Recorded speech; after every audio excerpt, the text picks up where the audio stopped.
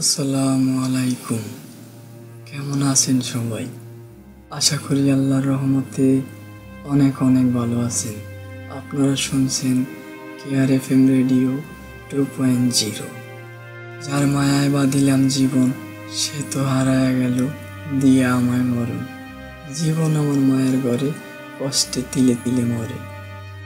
হ্যাঁ, এক বোতল বিষ খেয়ে হয়তো মরে যাওয়া সম্ভব, কিন্তু বেঁচে থাকতে হলে হাজারো বিষ হজম করতে হয়। এটাই বাস্তবতা, এটাই ছেলেদের জীবন। ছেলে মানে কি জানো?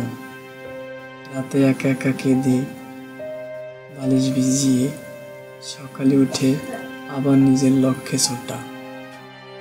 যে ছেলেরা প্রচন্ড রকম ভালোবাসতে পারে, তাদের ভালোবাসার মতো কেউ থাকে না। আমার সাথেই কেন এমন হয়? যাদের জন্য এত কিছু, তারা শুধু আমাকে কষ্টই দেয়। আমরা ছেলেরা খুশি থাকি বলে সবাই ভাবে আমাদের কোনো কষ্ট নেই। নারী, তুমি খোঁজ নিয়ে দেখো, কত ছেলে কত রাত কেঁদে বালিশ ভিজিয়ে ফেলেছে। আমাদের কান্না কেউ দেখতে পায় না, কারণ কি তুমি জানো? আমরা ছেলেরা সবার সামনে কাঁদতে পারি না।